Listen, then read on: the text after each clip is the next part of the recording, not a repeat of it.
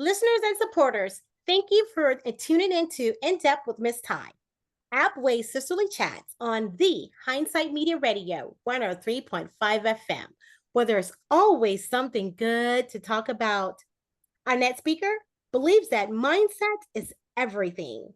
She also believes that the best professional developments are the ones you walk away from with your cup overflowing. She was born and raised in the super neighborhood of Acres Home on the north side of Houston, Texas. Her family focused intensely on instilling a strong work ethic and receiving a college education as a child, which proved pivotal to her career as a workforce educator. As the program director at the Shiloh Star College North Harris Cosmetology Program and Department of Chair of Consumer Services and Legal Professions at San Jacinto North Campus, she concentrated on assisting students in gaining educational and employment opportunities through workforce and development initiatives. She's extremely excited about leading projects that champion increasing access to the affordable education options and that promote workforce education. She's very passionate and hopeful about her transition to the role of Dean of Business and Technology at the North Campus. Her areas of focus is the ongoing expansion of workforce programs for their dual credit and non-traditional populations and professional development that supports the evolving needs of their technical education facility. She's leading the effort to launch a 1,000-hour barber emergency telecommunicator and global logistics dual credit program at North Campus for fall 2024. In addition to supporting the development of curriculum for competency-based education courses and a bachelor's degrees for the global logistics and supply chain management program. During this stage of her career, she finds the areas of job satisfaction and inclusivity most appealing. Since talent acquisition is a core part of her job responsibilities, she's always looking for ways to attract and retain top talent who fit the institution's culture and mirror the college's student body. Her leadership style is one of collaboration and adaptability. She comes from a place where her main goal is to be an invaluable resource for her team and the communities San Jacinto College serves. She has been a licensed technology cosmetologist for the last 25 years and holds bachelor's and master degrees, that's plural, in business administration from the University of St. Thomas. Now, I have said she multiple times, and you're probably wondering who she is. Well, guess what? She is none other than Tiffany Burton, Dean of Business and Technology at North Campus, San Jacinto College. Welcome, Tiffany. Hi, Miss Ty. How are you? I am doing well, my love. Thank you for joining us here tonight on Hindsight Media Radio and gracing us with your time and your energy. So we look forward to this conversation. Well, I'm excited to be here and thank you for inviting me and thank you for that wonderful introduction. That makes my heart sing. Absolutely. Well, listen, it's all on you. If you provided all the greatness, all I did was share it with the audience. So thank you for being the great individual that you are. Thank you. Absolutely. So go ahead. You can share a little bit more in depth of who Tiffany is, like from your youth and to who's your journey and who you are today. Well, you gave a really brief snapshot, but I'm really a down home, around the way girl, that has come into her own in her career. I try to bring that with me, that young woman from Acres Homes in Houston, Texas, with me wherever I go. When people ask me where I'm from, I'm quick to let them know. Acres Homes is one of the largest Black neighborhoods in Houston, Texas. It has a very rich cultural history there. So a lot of great people that have came from that neighborhood. One of the people that most people are familiar with is Sylvester Turner, our former mayor of Houston, Texas. He's from Acres Home, born and raised. And so just really had a great experience growing up in Houston. A big champion for our city. We have a lot going on, a lot of opportunities. As my family was really rooted and grounded and educated in education, and so was my community. So we had a really great experience early on in education. in the school district, Aldine ISD. Was blessed to have some really, really good mentors and teachers through K through 12.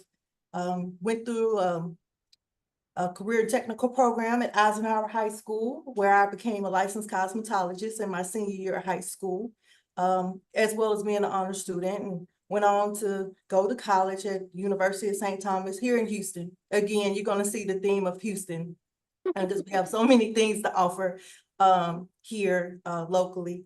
And enjoyed that, love the small Catholic university. I'm not Catholic. I ended up going there after I did want to go out of college, out of state. I applied to go to Xavier University in New Orleans, and my mother was not having that. She wanted me to stay close. So I was like, okay. And so I settled on St. Thomas. And so that was some of my formative years. And also during those years, I worked my way through college. I was a brand new hairstylist, and I worked at JCPenney. Wow. And so I learned a lot about business at JCPenney, and I had some great mentors there. And I've made some lifelong friends that I still have to this day. From day one, when I walked in the salon, they took care of me. I was the baby.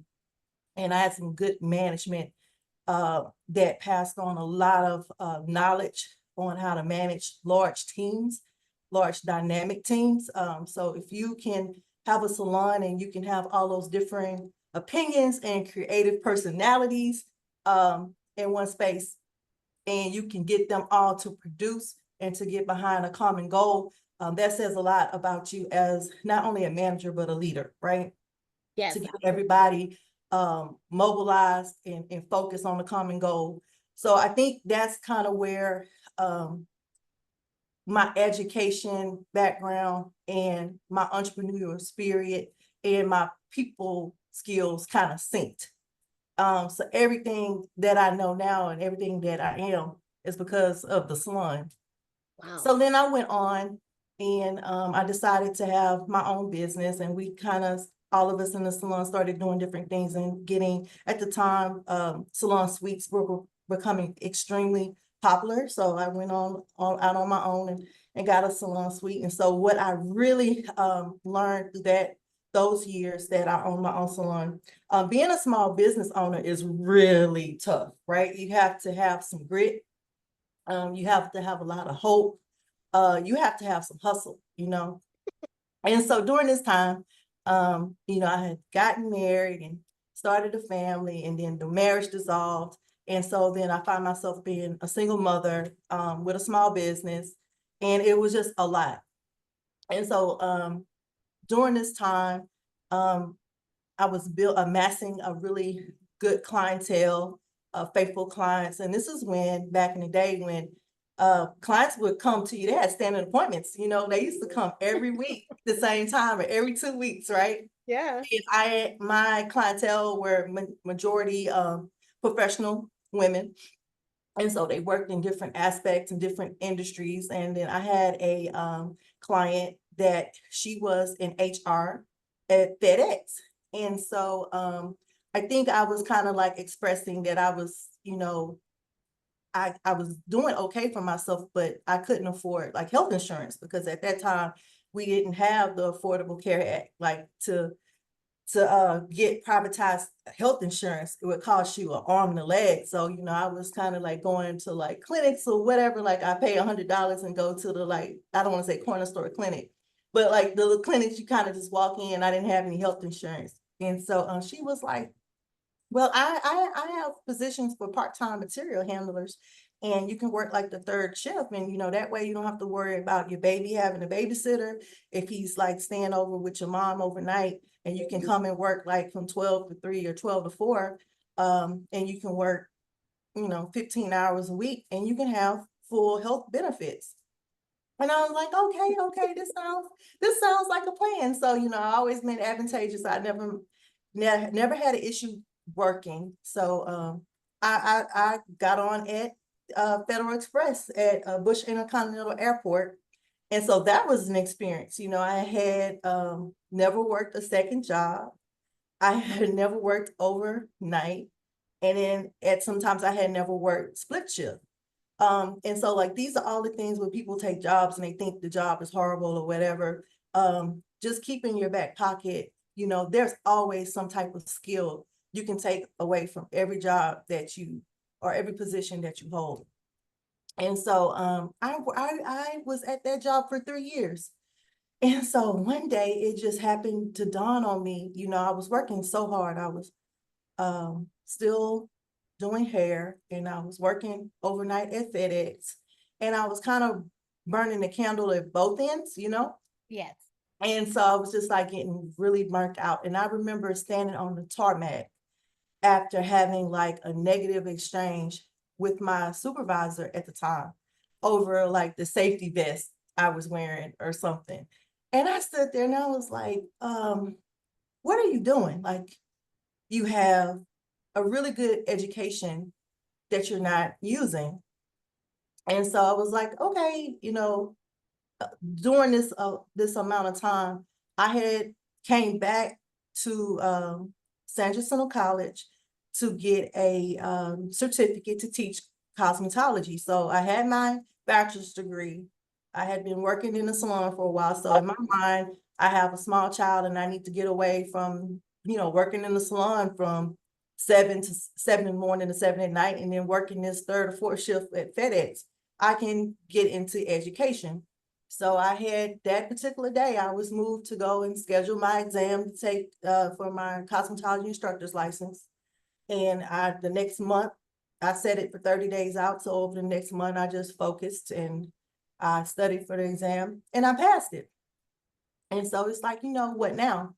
So when you get into technical education, a lot of people would know if they're into workforce education. Some of these subjects are niche areas, so they're so specific that not all of community colleges or trade schools offer, teaching opportunities for these positions. So they're very coveted positions. And so it was very much like that when I got my cosmetology instructor license. So, I would apply and apply and apply to all of the cosmetology schools and all of the community college programs, but nothing was kind of biting. And so by happenstance, remember at the beginning of our interview, I just mentioned about how I had so many mentors through my early education through K through 12 and Aldine ISD. Really just was a big stage of development for me as well. My former cosmetology instructor, Mrs. Diane Walker, came to my house, and she had to have an emergency medical procedure. Wow. And she needed a sub, and they didn't have a sub with a cosmetology license, because if the sub didn't have a cosmetology license at the time, the students were clocking in and out on a clock, and so that's how they say clock hours for cosmetology. So the sub have to have a license so the students can get the hours for the state to take their exam. And so she was like, I have to have, this was like a Thursday. She was like, I have to have this surgery. And the school was like starting in a week. And so she was like, I've already notified the substitute office that you can sub, and that you're qualified, and they're